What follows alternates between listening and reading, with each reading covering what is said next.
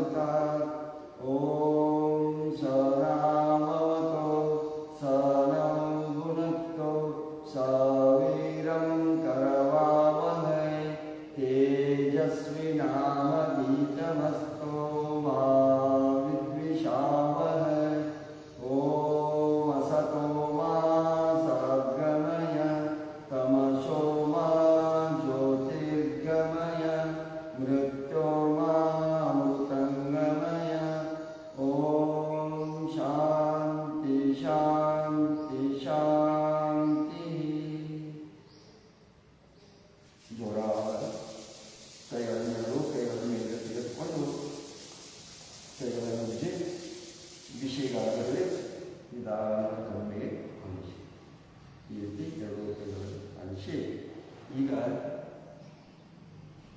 ಜಾಯಿಂಗ್ ಮಾಡೋಣ. ಸುಮಾರು ಒಂದು 12 ಜಾಗಿಂಗ್ಗಳನ್ನು ಮಾಡಿದ್ರೆ ನಮ್ಮ ಇಡೀ ಶರೀರ ಚೆನ್ನಾಗಿ ಸುಮಾರು 5 ಕಿಲೋಮೀಟರ್ ಹೋಗಿ ಬಂದಷ್ಟು ನಮ್ಗೆ ಜಾಗಿಂಗ್ ಆಗ್ತದೆ. ನಾವೆಲ್ಲರೂ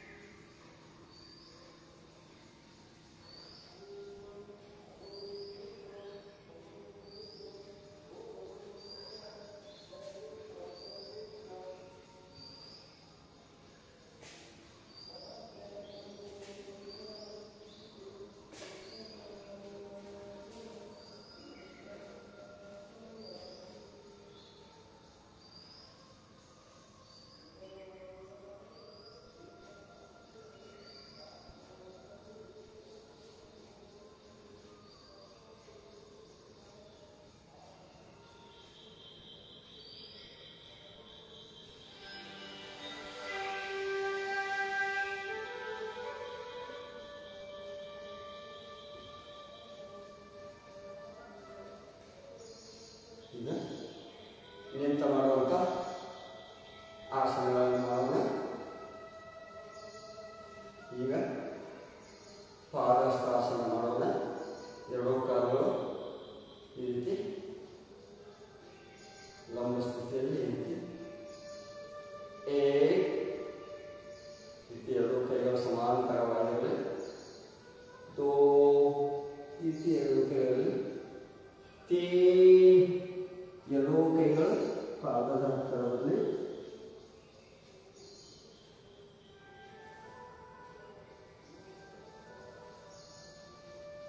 ಇದೇ ಸ್ಥಿತಿಯಲ್ಲಿರಬೇಕು.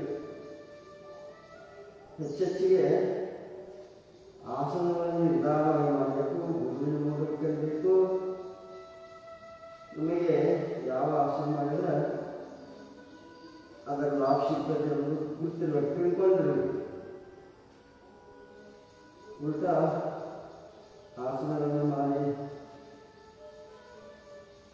ತಪ್ಪು ಮಾಡಿ ಮತ್ತಷ್ಟು ನಾವು ನೋವುಗಳಿಗೆ ಗುರಿ ಆಗೋದು. ಚಾ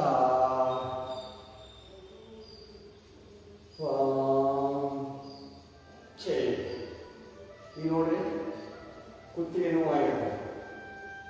ಕುತ್ತಿಗೆ ನಿಮಗೆ ನೋವಾದಾಗ ಮುಂದುಗಡೆ ಬರುವುದ, ಈಗ ನಿಮ್ಗೆ ಗೊತ್ತಿರೋದಿಲ್ಲ. ಅವಾಗ ಏನು ಮಾಡಿರ್ತೀರಿ, ಕುತ್ತಿಗೆನ ಹೇಗೆ ಬಗ್ಗಿಸ್ಬಿಡ್ತೀವಿ, ಅವಾಗ ಮತ್ತೆ ನೋವಾಗಿರ್ಬೋದು. ಅವಾಗ ಏನು ಮಾಡ್ತೀರಿ, ಯೋಗ ತಂತ್ರಗಳನ್ನ ಹಿಂಗೆ ಹಾಕಬೇಕು ಅಂತೇಳಿ ಯೋಗ ಹೆಸರು ಕಲಿಸ್ತಾರೆ. ಅದಕ್ಕೆ ಯೋಗವನ್ನು ಗುರುವಿನ ಮೂಲಕ ಕಲಿಯಬೇಕು, ಅಥವಾ ನಿಮಗೆ ಅದರ ಬಗ್ಗೆ ಪೂರ್ಣ ಜ್ಞಾನ ಇರಬೇಕು. ಕುತ್ತಿಗೆ ನೋವಾದರೆ ಯಾವ ಆಸನ ಮಾಡಬೇಕು, ಅದ್ರ ವಿರುದ್ಧ ಆಸನಗಳನ್ನು ಮಾಡಬೇಕು. ಈಗ ಅರ್ಧ ಚಕ್ರಾಸನ ಮಾಡೋಣ ನೋಡಿ. ಇದು ನಡಕ್ಕೆ ಒಳ್ಳೆಯ ಆಸನ ಮತ್ತು ಬಜ್ಜು, ವೇಟು, ಬ್ಯಾಲೆನ್ಸ್ ಸಿಗಲಿಕ್ಕೆ ಇದರಲ್ಲಿ ಭಾಗಕ್ಕೆಲ್ಲ ಚೆನ್ನಾಗಿ ವರ್ಕ್ ಆಗ್ತಾವೆ, ಎಲ್ಲ ಸಡಿಲಿಸ್ತಾವೆ. ಅದಕ್ಕೆ ಅರ್ಧ ಚಕ್ರಾಸನ ಈ ರೀತಿ ನಡುವೆ ಕೇಳಬೇಕು. ಸಾಧ್ಯದಷ್ಟು ಎರಡೂ ಕಾಲಗಳನ್ನು ಕೂಡಿಸಬೇಕು. ನಿಮಗೆ ಎಷ್ಟು ಶಕ್ತಿ ಅನುಸಾರ ಹೆಚ್ಚಿಗೆ ಬರಬಾರ್ದು, ನಿಮ್ಮ ಶಕ್ತಿ ಅನುಸಾರ ನೀವು ಈ ಆಸನವನ್ನು ಮಾಡಬೇಕು. ನಿಧಾನವಾಗಿ ಕಲಿಬೇಕು ಆಸನಗಳನ್ನು, ಮತ್ತು ಆ ಸ್ಥಿತಿಯಲ್ಲಿ ಹೆಚ್ಚೆಚ್ಚಿಗೆ ನಿಲ್ಲಬೇಕು.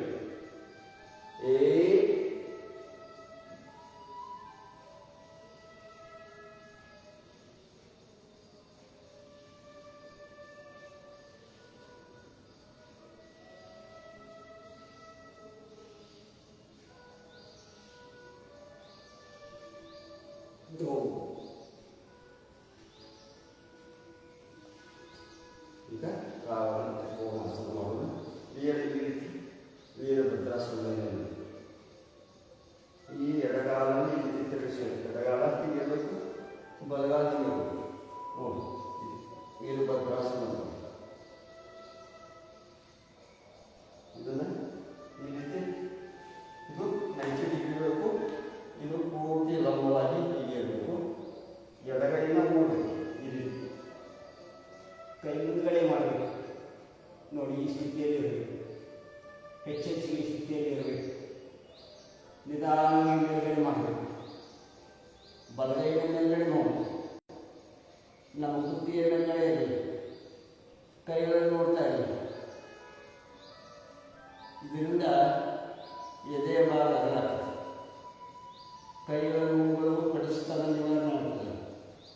ಕೈಗಳ ಶಕ್ತಿ ಆಗ್ತಾವೆ, ಬದಲಾಗ್ತವೆ. ಇದು ವಿಶ್ರಾಮ. ಈಗ ಬಲಗಾಲನ ಈ ರೀತಿ ತಿರುಗಿಸಬೇಕು, ಎಡಗಾಲ ಹಿಂಗಿರಬೇಕು. ಈ ರೀತಿ ವೀರಭದ್ರಾಸನದಲ್ಲಿ ಇರಬೇಕು. ಈ ರೀತಿ ಕೈಯನ್ನು ಮೂಡಬೇಕು, ಮುಂದ್ಗಡೆ ಮಾಡಬೇಕು. ಆಮೇಲೆ ಬಲಗೈನ ಮೇಲ್ಗಡೆ ಮಾಡಬೇಕು, ಎಡಗೈನ ಮೇಲ್ಗಡೆ ಮಾಡಬೇಕು. ನಮ್ಮ ದೃಷ್ಟಿ ಮೇಲ್ಗಡೆ ಇರಬೇಕು, ಹೆಚ್ಚೆಚ್ಚಿಗೆ ಆಸನದಲ್ಲಿ ಇರಬೇಕು.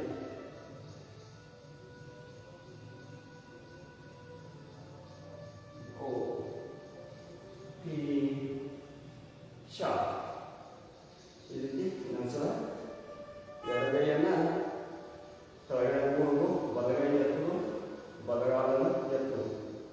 ಈ ರೀತಿ ಕೈಗಳನ್ನು ನಿಧಾನವಾಗಿ ಈ ರೀತಿ ಕೈಗಳನ್ನು ಮೂಡಬೇಕು.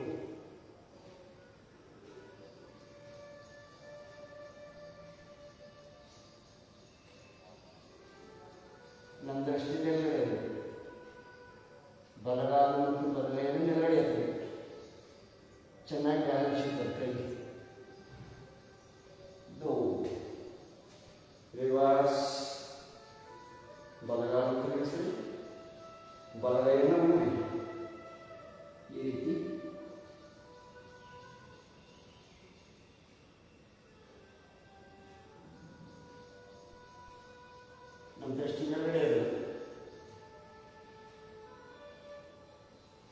ಇದು ಚೆನ್ನಾಗಿ ಗಾಳಿ ಸಿಗ್ತದೆ. ವಿಶ್ರಾಮ.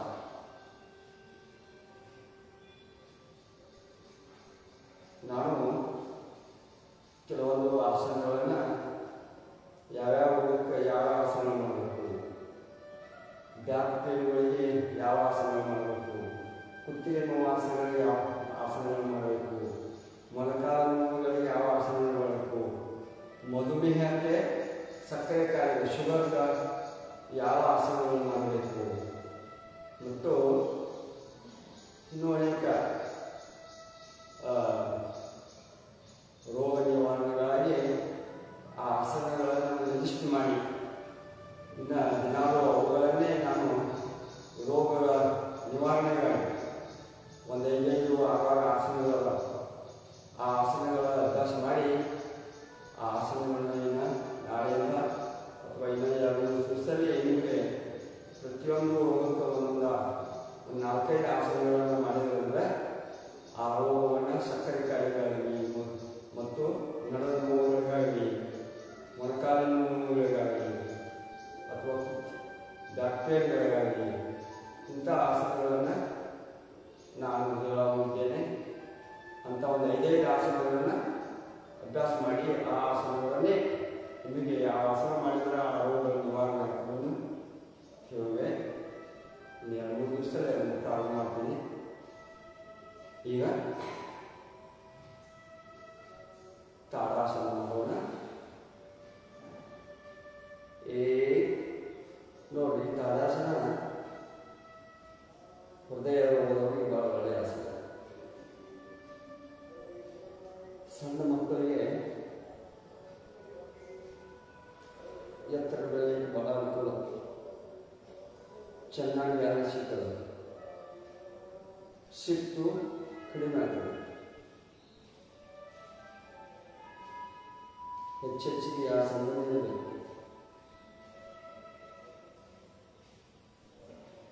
ವಿಶ್ರಾಮ. ಈಗ ವಜ್ರಾಸನ ಮಾಡೋಣ. ಎಡಗಾಲನ್ನು ಎತ್ತಿ ಬಲಗಾಲನ್ನು ತೊಡೆಯಬೇಕು.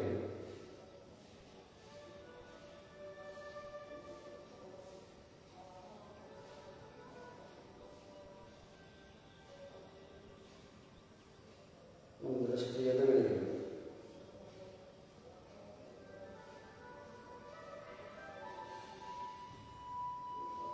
ನಿಧಾನವಾಗಿ ತೆಗೆದುಕೊಳ್ಳಿ. ನಮಸ್ಕಾರ ಸ್ಥಿತಿಯಲ್ಲಿ ಬನ್ನಿ.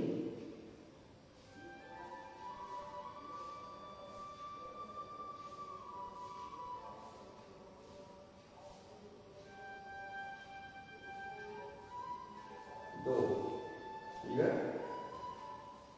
ಬಲಗಾಲನ್ನು ಎತ್ತಿ ಎಡಗಾಲ ಕಡೆ ಮೇಲಿಡುವುದು.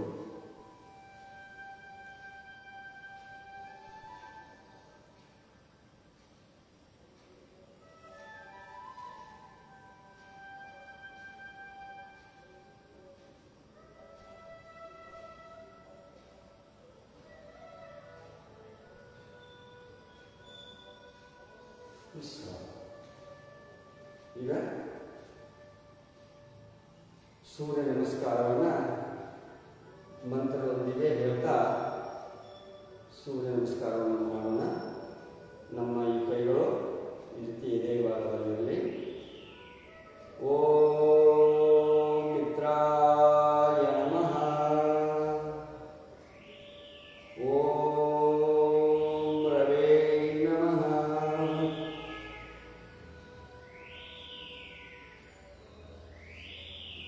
ಓಂ ಸೂರ್ಯಾಯ ನಮಃ, ಓಂ ಭಾನುವೇ ನಮಃ,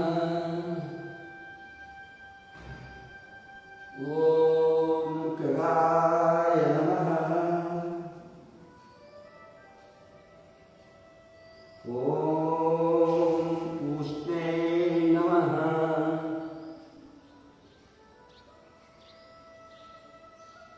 ಓಂ ಹಿರಣ್ಯಗರ್ಭಾಯ ನಮಃ,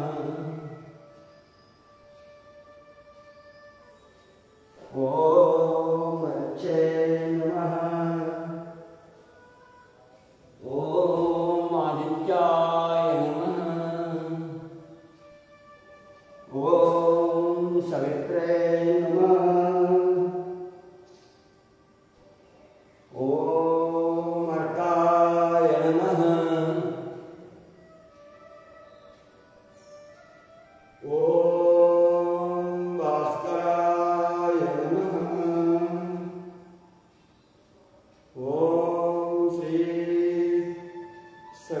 ಸೂರ್ಯನಾರಾಯಣ ನಮಃ. ವಿಶ್ರಾಮ. ಈಗ ಸೂರ್ಯ ನಮಸ್ಕಾರದ ಆಸನಗಳನ್ನು ಹೇಳ್ತಾ ಸೂರ್ಯ ನಮಸ್ಕಾರವನ್ನು ಮಾಡೋಣ. ಪ್ರಣವಾಸನ, ಊರ್ಧ್ವಹಸ್ತಾಸನ, ಪಾದಹಸ್ತಾಸನ. ಎರಡೂ ಕೈಗಳು ಪಾದದ ಹತ್ತಿರದಲ್ಲಿ ನಮ್ಮ ಹಣೆಯನ್ನು ಪ್ರಯತ್ನ ಮಾಡಿ ಎಡಗಾಲ ಎತ್ತಿ ದಕ್ಷಿಣ ಅಶ್ವಸಂಚಾಲನಾಸನ.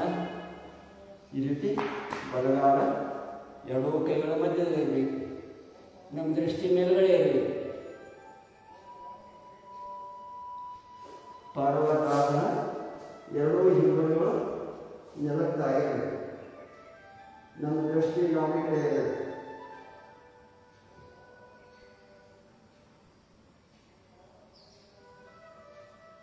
ಅಷ್ಟಾಂಗಾಸನ, 8 ಅವಯಗಳು ನೆಲಕ್ಕೆ ತಾಗಬೇಕು. ಭುಜ ನೋಡಿ, 2 ಕೈಗಳು, 2 ಕಾಲುಗಳು, ಬೆರಳುಗಳು, ಗದ್ದ, ಎದೆ.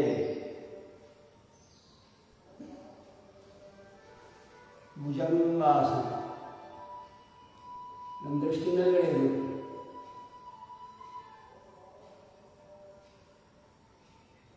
ಎರಡೂ ಕಾಲು ಕೂಡಿರಬೇಕು.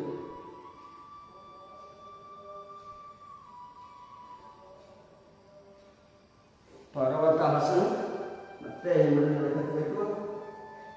ನಮ್ಮ ದೃಷ್ಟಿ ನಾವು ಕಡೆ ಇರಲಿ. ವಾಮಸ್ವ ಸಂಚಾಲನಾಸನ, ಪಾದಹಸ್ತಾಸನ, ಊರ್ಧ್ವಹಸ್ತಾಸನ, ಪ್ರಣವಾಸನ, ವಿಶ್ರಾಮ. ಈಗ ಎರಡೂ ಕೈಗಳನ್ನು ಮುಂದೆ ಕೆಳಗಡೆ ಕೂತ್ಕೊಳ್ಳಿ.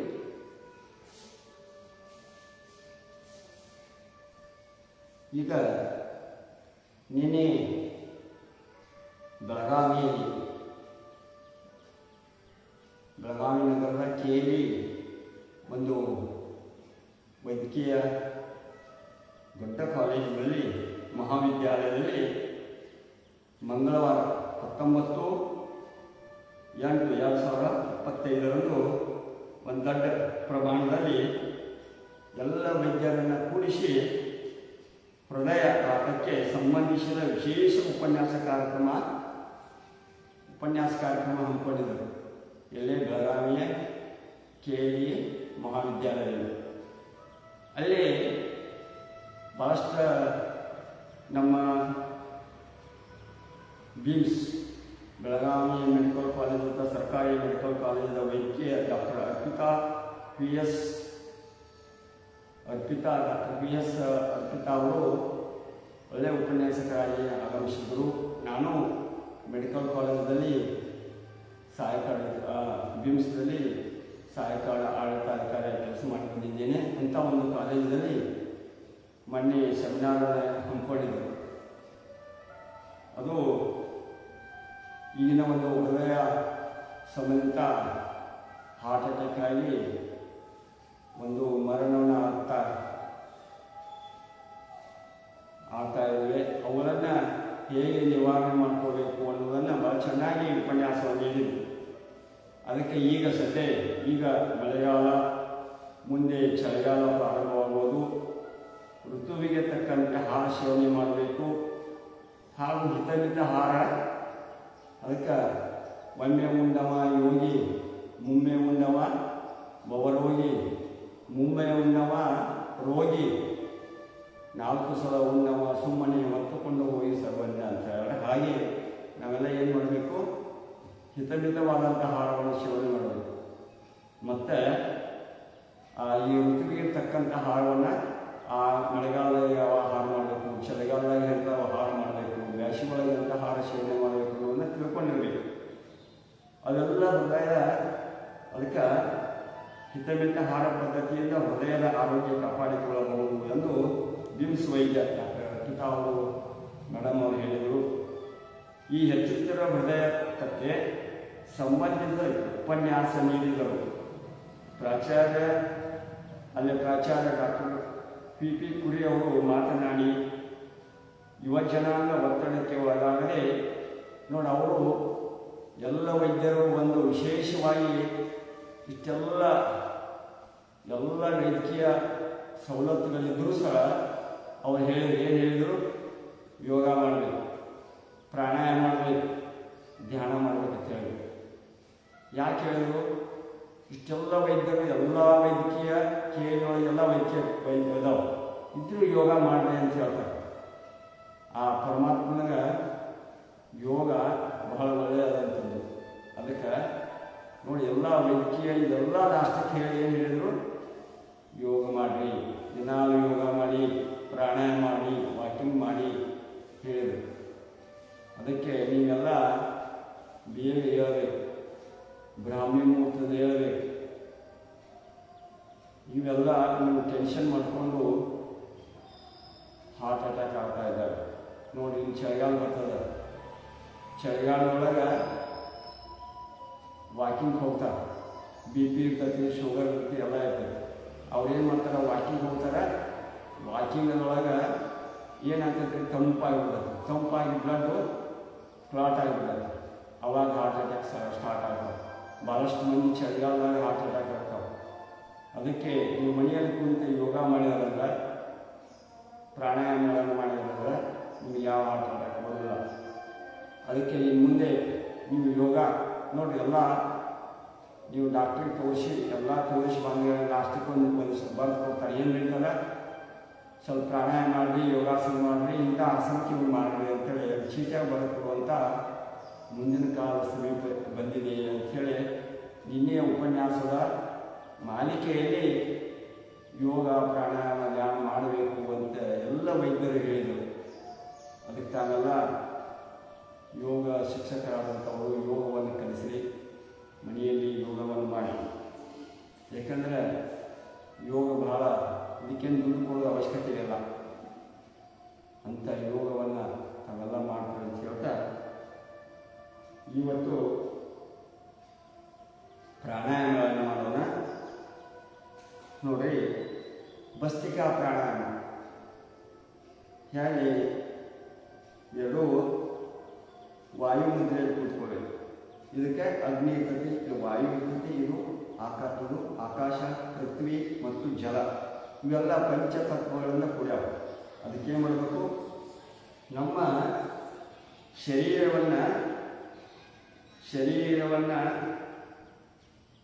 ನೀವು ಈ ರೀತಿ ಪ್ರಾಣವಾಯು ನಿಮ್ಮ ಪ್ರಾಣ ಹಿಂಗೆ ಈ ಪ್ರಾಣವನ್ನು ವಾಯುಮುದ್ರೆಯಲ್ಲಿ ಕುಳಿತರಂದ್ರೆ ಇಡೀ ಶರೀರ ತುಂಬ ಪ್ರಾಣವಾಯು ಹೋಗ್ತದೆ, ಎಲ್ಲ ಇಡೀ ಶರೀರ ತುಂಬ. ಅದಕ್ಕೆ ಮಾಡಬೇಕು? ಈ ರೀತಿ ವಾಯುಮುದ್ರೆಯಲ್ಲಿ ಕೂತ್ಕೊಳ್ಳಿ.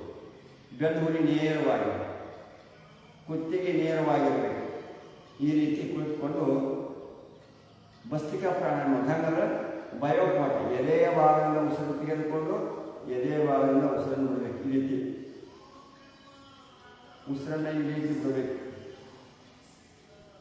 ಉಸಿರು ತುಂಬೋದು, ಉಸಿರು ಬಿಡೋದು, ದೀರ್ಘವಾಗಿ ಉಸಿರು ತುಂಬೋದು, ದೀರ್ಘವಾಗಿ ಉಸಿರು ಬಿಡೋದು. ಉಸಿರು ತೆಗೆದುಕೊಂಡು ಮುಂದೆ ಮತ್ತು ತೆಗೆದುಕೊಳ್ಳೋದು, ಮನಸ್ಸು ಮಾಡೋದು, ಮತ್ತು ಬಿಡಬೇಕು.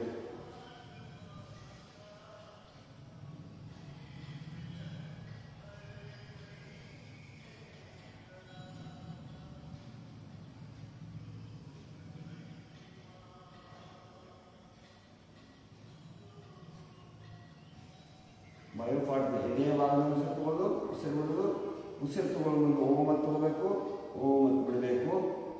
ನಮ್ಮ ಮನಸ್ಸನ್ನು ವಾಯುವಿನ ಜೊತೆ ಮನಸ್ಸನ್ನು ಏನು ಮಾಡಬೇಕು? ಪ್ರಾಣಾಯಾಮ ಜೊತೆ ಇರಬೇಕು. ಉಸಿರಿನ ಜೊತೆ ನಮ್ಮ ಮನಸ್ಸು ಇರಬೇಕು. ಎರಡೂ ಏಕಕಾಲಕ್ಕೆ ಪ್ರಾಣಾಯಾಮ ಆಗಿರಬೇಕು, ಧ್ಯಾನವಾಗಿರಬೇಕು. ನೋಡಿ, ಹಿಂಗೆ ಮಾಡೋದ್ರಿಂದ ಲಂಗ್ಸ್ ಎಲ್ಲ ಕ್ಲಿಯರ್ ಆಗ್ತವೆ. ನಿಮಗೆ BP ಬರೋಲ್ಲ, ಸಕ್ಕರೆ ಕಾಯಿಲೆ ಬರೋಲ್ಲ. ಅಷ್ಟೇ ಅಲ್ಲದೆ ದಮ್ಮು, ಕೆಮ್ಮು, ಅಸ್ತಮಾ, ಅಲರ್ಜಿಕು ಮತ್ತು ಅನೇಕ ಈ ಹೃದಯದ ತೊಂದರೆಗಳೆಲ್ಲ ನಿವಾರಣೆ ಆಗ್ತಾವೆ. ಬಜ್ಜುಕಾಗ್ತದೆ, ವೇಟ್ ವೇಟ್ ಕಡಿಮೆ ಆಗ್ತದೆ, ನಡ ಸಣ್ಣ ಆಗ್ತದೆ. ನಿಮ್ಮ ತಲೆನೋವುಗಳಿದ್ರೆ ಅವ್ರ ತಲೆ ಹಾಫ್ ಹಾಕಿದ್ರೆ ತಲೆನೋವುಗಳು ಕಡಿಮೆ ಆಗ್ತಾವೆ, ಪಿತ್ತ ಕಡಿಮೆ ಆಗ್ತದೆ, ವಾಂತಿ.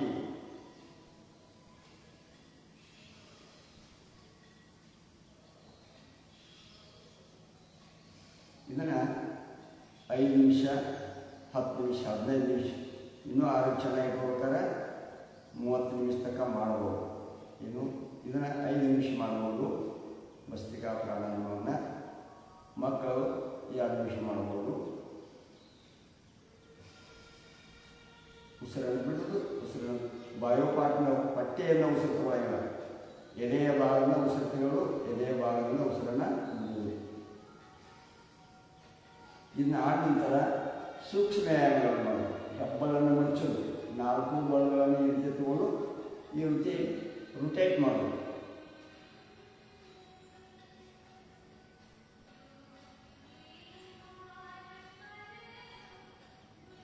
ಅದನ್ನ ರಿವರ್ಸ್.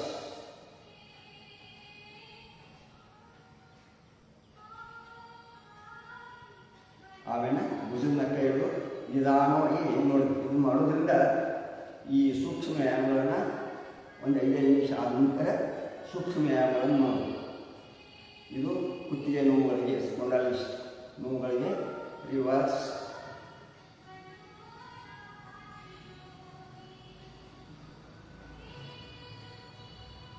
ಈ ರೀತಿ ಚೇಂಜ್.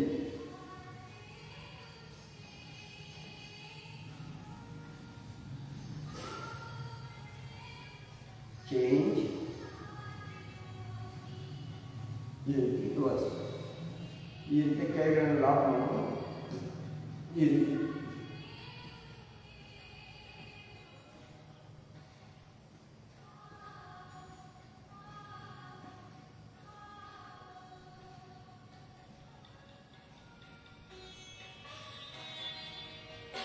ಈಗ ಕಪಾಲಭಾತಿ ಮಾಡೋದು.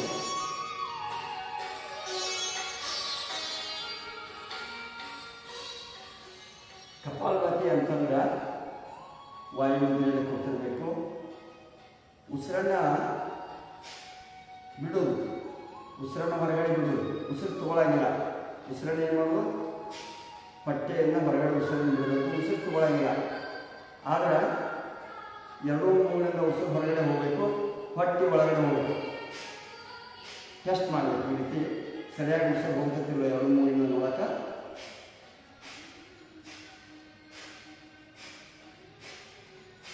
ಇದನ್ನು 5 ನಿಮಿಷ, 10 ನಿಮಿಷ, 15 ನಿಮಿಷ ಮಾಡಬೇಕು. ಇದನ್ನು ಏನು ಮಾಡಬೇಕು, ನಿಧಾನಗತಿ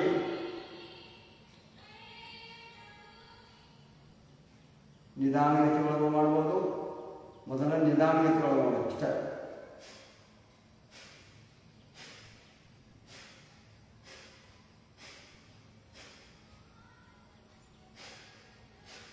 ನಿಧಾನಗತಿ ಮಾಡಿ. ಮಧ್ಯಮ ಗತಿ ಅಂತಂದ್ರೆ ಸ್ವಲ್ಪ ಅದಕ್ಕಿಂತ ಸ್ಪೀಡ್ ಮಾಡಿ.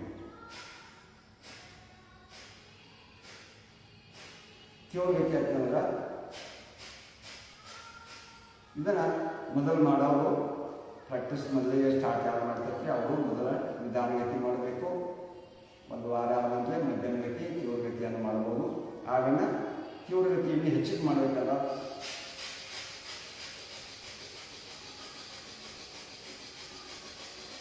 ಈ ರೀತಿಯೂ ಮಾಡ್ಬೋದು. ನೋಡಿ, ಇದು ಮಾಡೋದ್ರಿಂದ ನೋಡಿ ಭಾಳಷ್ಟು ಎದೆಯವಾಗಿ ಎಲ್ಲ ಕಪ್ಪ ಚಳಿಗಾಲ ಬರ್ತದೆ, ಮಳೆಗಾಲ ಬರ್ತದೆ.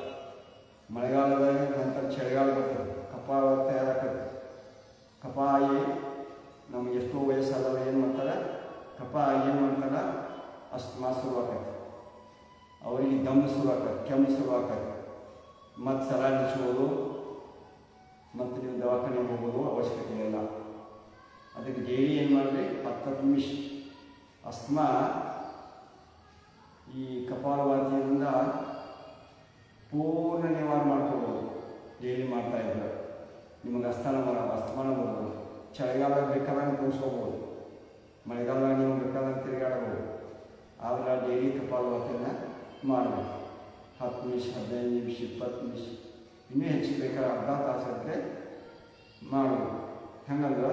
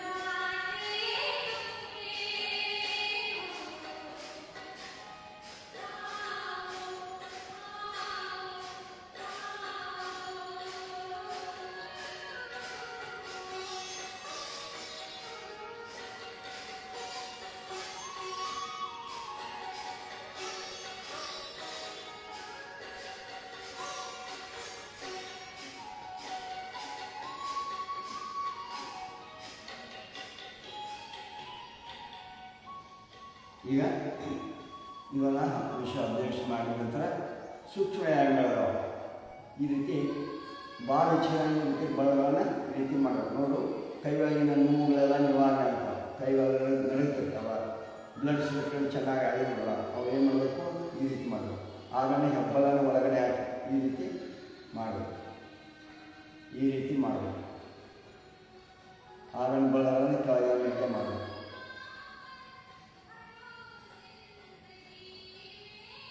ಆಮೇಲೆ ಚೈನ್ ಈ ರೀತಿ ಮಾಡಬೇಕು, ಈ ರೀತಿ ಚೇಂಜ್ ಮಾಡಬೇಕು.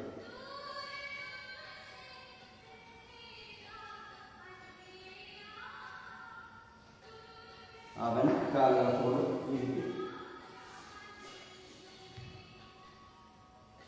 ಬೇಕಂದ್ರೆ ಕೆಲವೊಬ್ಬರು ನಿಮಗೆ ಭಾಳ ತ್ರಾಸಪ್ಪ ಮಾಡಬೇಕು ಈ ರೀತಿ.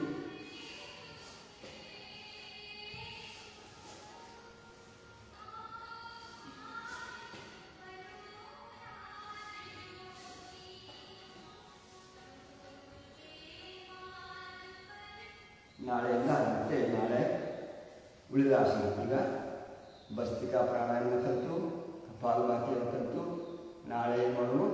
ಬಾಹ್ಯ ಪ್ರಾಣಾಯಾಮ, ಉಳಿದ ಪ್ರಾಣಾಯಾಮಗಳನ್ನು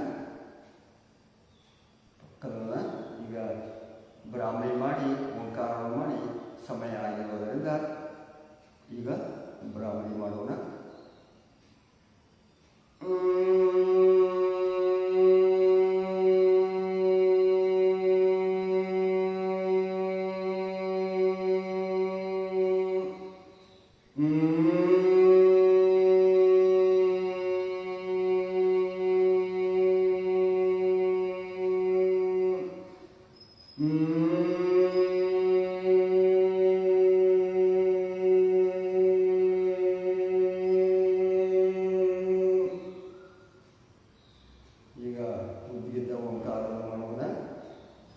ಚಿನ್ಮಯದಿಂದಲೇ ಧ್ಯಾನದಲ್ಲಿ ಕೂತ್ಕೊಳ್ಳಿ.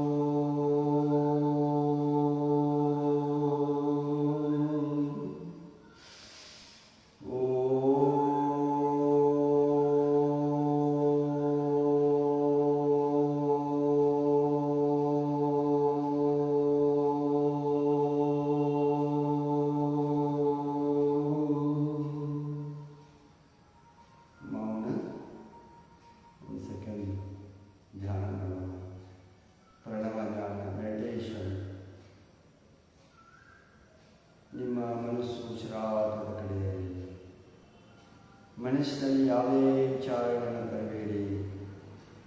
ವಿಷಯವು ಒಳಗಡೆ ಹೇಗೆ ಹೋಗುತ್ತದೆ, ವಿಷಯವು ಹೊರಗಡೆ ಹೇಗೆ ಬರುತ್ತದೆ, ಆ ಕಡೆ ನಿಮ್ಮ ಮನಸ್ಸು ಇರಲಿ. ನಿಮ್ಮ ಮನಸ್ಸು ಉಸಿರಾಟದ ಕಡೆ ಇರಲಿ. ನಮಗೆ ರೋಗಗಳು 90% ಮಾನಸಿಕವಾಗಿ ನಾವೆಲ್ಲ ಬರ್ತಾ ಇದ್ದೇವೆ. ಧ್ಯಾನ ಯೋಗದಲ್ಲಿ 60% ಮಾಡಬೇಕು.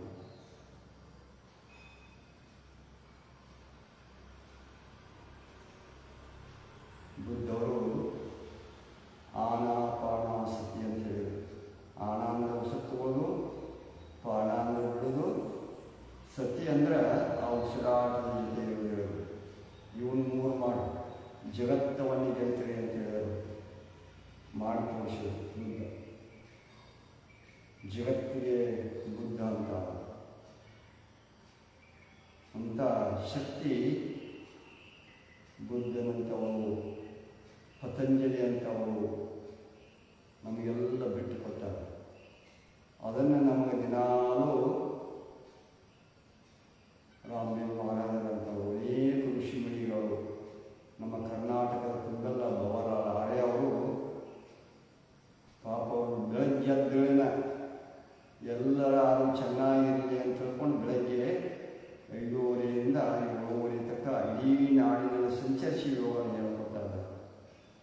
ಅಂಥವರನ್ನು ನಾವು ಸ್ಮರಿಸಿಕೊಳ್ಬೇಕಾಗಿದೆ, ಅವರಿಗೆ ಸಾಥ್ ಕೊಡಬೇಕಾಗಿದೆ. ನಾವೆಲ್ಲರೂ ಕೂಡ ಎಲ್ಲರೂ ಚೆನ್ನಾಗಿರಲಿ ಅನ್ನುವಂಥ ಉದ್ದೇಶದಿಂದ ಅವರೆಲ್ಲ ಪ್ರಯತ್ನ ಪಡ್ತಾರೆ. ಅವರಿಗೆ ನಾವೆಲ್ಲ ಸಹಕಾರ ನೀಡಬೇಕಾಗಿದೆ.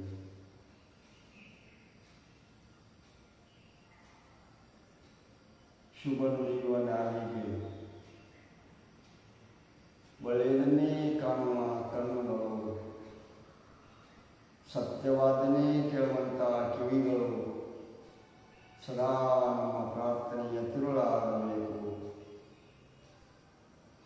ಏ ಪರಮಾತ್ಮ, ಏ ದಯಾಳು, ನಿನ್ನ ದಯೆ ಸಕಲ ಪ್ರಾಣಿ ನಮ್ಮೆಲ್ಲರ ಮೇಲೆ ಇರಲೆಂದು ಮನಸ್ಸಿನಲ್ಲಿ ನಾವೆಲ್ಲರೂ ಪ್ರಾರ್ಥನೆಯನ್ನು ಸಲ್ಲಿಸೋಣ.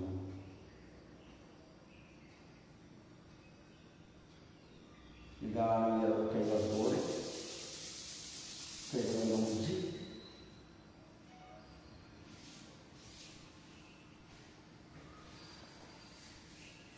ಈಗ ಪ್ರಾರ್ಥನೆಯನ್ನು ಮಾಡೋಣ.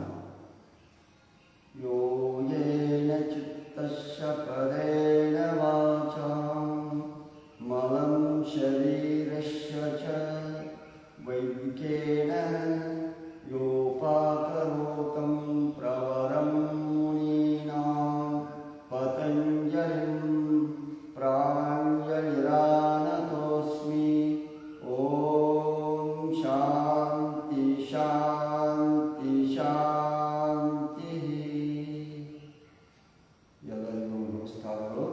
ಮತ್ತೆ ನಾಳೆ 6:30 ಬೆಳಗ್ಗೆ 6:30 ಗಂಟೆಯಿಂದ 7 ಗಂಟೆ 7:15 ತನಕ ಯೋಗ ಪ್ರಾಣಾಯಾಮವನ್ನು ಹೇಳಿಕೊಟ್ಟು ಇನ್ನೂ ವಿಶೇಷ ನಿಮ್ಮ ಆಸನಗಳ ಬಗ್ಗೆ, ಕಠಿಣ ಆಸನ ಕಲಿಯುವವರು ಹೆಚ್ಚಿಗೆ ಕಲಿಬೇಕೆನ್ನುವುದೆಂದರೆ ನಮ್ಮ ಮನೆಯಲ್ಲಿರುವ ತಾಲೂಕಾ ಪಂಚಾಯತ್ ಕಚೇರಿರುವ ಬಸವನಗರದಲ್ಲಿರುವ ಬಂದು ನೀವು ಅವನ್ನು ಕಲಿಯಬಹುದು. ಒತ್ತಾಯವಿಲ್ಲ. ಯಾರು ನಿಮ್ಮ ಆರೋಗ್ಯ ಚೆನ್ನಾಗಿಟ್ಕೋಬೇಕು, ಮಕ್ಕಳಿಗೆ ಕಲಿಸ್ಬೇಕನ್ನೋರು ಬರ್ಬೋದು. ಇದು ಉಚಿತವಾಗಿರುತ್ತದೆ.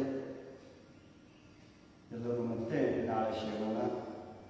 ಈ ಯೋಗದಲ್ಲಿ ಭಾಗವಾದಂಥ ಎಲ್ಲರಿಗೂ ವಂದನೆಗಳು. ಇದನ್ನು ಎಲ್ಲ ನಿಮ್ಮ ಆತ್ಮೀಯರಿಗೆ ಉಚಿತವಾಗಿರುತ್ತದೆ ಎಂದು ತಿಳಿಸಿದೆ. SK ಹೊಳಪ್ನವರ ಫೇಸ್ಬುಕ್ ಮತ್ತು ಯೂಟ್ಯೂಬ್ ಯೋಗ SKH ಅತನಿ ನಿಮ್ಮ ಅತನಿಯ ಎಲ್ಲ ಬಾಂಧವರಿಗೆ ತಿಳಿಸಿದೆ. ಯಾಕಂದರೆ ಅತನಿ ಅಂತ ಹೆಸರಿಟ್ಕೊಂಡು ಅತನಿಯವರು ಪ್ರತಿಯೊಬ್ಬರು ನನ್ನ ಯೂಟ್ಯೂಬಲ್ಲಿ ನೋಡ್ಬೋದು. ಅನೇಕ ಆಸನಗಳ ಬಗ್ಗೆ, ಆಸನಗಳ ಕುರಿತು, ರೋಗ ನಿವಾರಣೆಗಳ ಕುರಿತು ನಾನು ಹೇಳಿಕೊಟ್ಟಿದ್ದೇನೆ. ನೀವು ಯೋಗ SKH ಅತನಿ ಯೂಟ್ಯೂಬನ್ನು ಓಪನ್ ಮಾಡಿದ್ರಲ್ಲ, ನಿಮಗೆ ಯಾವ ರೋಗಕ್ಕೆ ಯಾವ ಆಸನಗಳು ಬೇಕು, ಯಾವ ನಿವಾರಣೆ ಮಾಡಿಕೊಳ್ಬೇಕು ಅನ್ನೋದನ್ನು ನನ್ನ ಯೂಟ್ಯೂಬ್ದಲ್ಲಿ ಇದ್ದಾವೆ. ಇವೆಲ್ಲ ಓಪನ್ ಮಾಡಿ ನೋಡಿರಿ. ನಿಮ್ಮ ಆರೋಗ್ಯ ಚೆನ್ನಾಗಿಟ್ಕೊಳ್ಳಿ. ಭಾಗವಹಿಸಿದಂಥ ಎಲ್ಲ ಯೋಗ ಬಂಧುಗಳಿಗೆ ತುಂಬ ಧನ್ಯವಾದ.